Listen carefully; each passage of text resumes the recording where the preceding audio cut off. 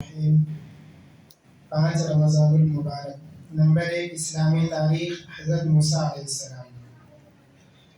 حضرت موسیٰ علیہ السلام بنی اسرائیل کے جلیل القدر نبی اور رسول ہیں۔ فرعون نے ان کی پیدائش کے ڈر سے بنی اسرائیل کے ہزاروں بچوں کو قتل کرا دیا تھا، مگر اللہ تعالیٰ نے ان کی پرورش خود اس کے شاہی محل میں ایک شہزادے کی طرح کرائی۔ حضرت موسیٰ علیہ السلام جوانی کی عمر میں مصر چھوڑ کر مدین چلے گئے۔ وہاں حضرت شعیب علیہ السلام سے ملاقات ہوئی، جنہوں نے ان کی امانت داری اور اچھے اخلاق و عادات کو دیکھ کر اپنی بیٹی صفورہ کا نکاح کر دیا۔ جب وہ مصر لوٹتے وقت طوبہ کی مقدس وادی میں تھے تو اللہ تعالیٰ نے نبوت اور معجزے عطا فرمائے اور حکم دیا کہ مصر جا کر فرعون کو ایمان کی دعوت دو۔ اس نے ملک میں ظلم و ستم اور فساد پھیلا رکھا ہے۔ حضرت موسیٰ علیہ السلام کی سفارش پر اللہ تعالیٰ نے ان کے دکھائے اس کے بڑے بھائی حضرت ہارون علیہ السلام کو بھی نبوت سے نوازا۔ دونوں نے جا کر فرعون کو ایمان کی دعوت دی اور معجزے بھی دکھائے۔ اس کے باوجود فرعون نے ان کو جادوگر کہہ کر نبی ماننے سے انکار کر دیا۔ چنانچہ اس نے جادوگروں کو بلا کر موسیٰ علیہ السلام سے مقابلہ کرایا۔ اس مقابلے میں حضرت موسیٰ علیہ السلام کو کامیابی ملی اور تمام جادوگروں نے ایمان قبول کر لیا۔ اس طرح فرعون نامراد اور ذلیل ہوا۔ حضرت موسیٰ علیہ السلام کی سچائی ظاہر ہو گئی۔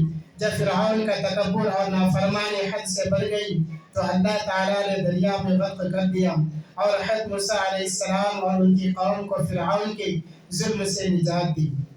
نمبر 2 اللہ کی قدرت۔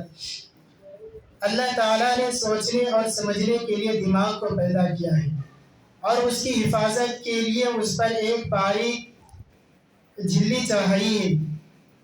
پھر جھلی اور دماغ کے درمیان بہنے والا مادہ پیدا فرما کر کھوپڑی کی مضبوط ہڈی میں فٹ کر دیا ہے تاکہ سردی، گرمی اور چوٹ وغیرہ کے اثر سے محفوظ رہ سکے۔ اس نازک دماغ کی حفاظت کے لیے اللہ تعالیٰ نے اپنی قدرت سے کیسا عجیب و غریب انتظام فرمایا ہے۔ نمبر 3 ایک فرض کے بارے میں۔ رسول اللہ صلی اللہ علیہ وسلم نے فرمایا، اسلام میں اس شخص کا کوئی بھی حصہ نہیں جو نماز نہ پڑھتا ہو اور بے وضو کی نماز نہیں ہوتی۔ نمبر 4 ایک سنت کے بارے میں۔ نمبر 1 دسترخوان بچھانا۔ نمبر 2 دونوں ہاتھ گٹوں تک دھونا اور نہ پہنچنا۔ نمبر 3 کھانے سے پہلے کی دعا پڑھنا۔ سنت طریقہ کے مطابق بیٹھنا، دائیں ہاتھ سے کھانا، اپنے سامنے سے کھانا، 3 انگلیوں سے کھانا، ٹیک لگا کر نہ کھانا، کھانے میں عیب نہ لگانا، اگر لقمہ ہاتھ سے گر جائے تو اٹھا کر کھا لینا، بہت زیادہ گرم نہ کھانا اور برتن اور انگلیوں کو چاٹ صاف کرنا، کھانے کے بعد کی دعا پڑھنا، کھانے کے بعد ہاتھ دھونا اور کلی کرنا۔ نمبر 5 ایک عام عمل کی فضیلت۔ رسول اللہ صلی اللہ علیہ وسلم نے فرمایا، ماہ رمضان میں 4 چیزوں پر خوب عمل کیا کرو، کیونکہ 2 چیزوں سے اللہ راضی ہوں گے اور بقیہ 2 چیزوں سے تم بے نیاز نہیں ہو سکتے ہو۔ رب کو راضی کرنے والی 2 چیزیں ہیں، یہ ہے لا الہ الا اللہ پڑھتے رہنا، نمبر 2 استغفار کرتے رہنا، اور دوسری 2 چیزیں جن سے تم بے نیاز نہیں ہو سکتے یہ نمبر 1 جنت کا سوال کرنا، نمبر 2 جہنم سے پناہ مانگنا۔ نمبر 6 گناہ کے بارے میں۔ ایک شخص نے رسول اللہ صلی اللہ علیہ وسلم سے سوال کیا، یا رسول اللہ، اللہ تعالیٰ کے نزدیک بڑا گناہ کون سا ہے؟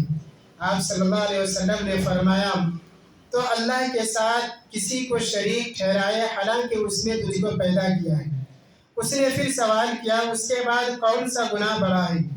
آپ صلی اللہ علیہ وسلم نے فرمایا، تو اپنی اولاد کو رزق کی تنگی سے ڈر سے مار ڈالے۔ اس نے پھر سوال کیا تو رسول اللہ صلی اللہ علیہ وسلم نے فرمایا، تیرا اپنی پڑوس کی عورتوں سے بدکاری کرنا۔ نمبر 7 دنیا کے بارے میں۔ رسول اللہ صلی اللہ علیہ وسلم نے فرمایا، روزی کو دور نہ سمجھو، کیونکہ کوئی آدمی اس وقت تک نہیں مر سکتا جب تک کہ جو روزی اس کے مقدر میں لکھ دی گئی ہے وہ اس کو نہ مل جائے۔ لہٰذا روزی حاصل کرنے میں بہتر طریقہ اختیار کرو، حلال روزی کماؤ اور حرام کو چھوڑ دو۔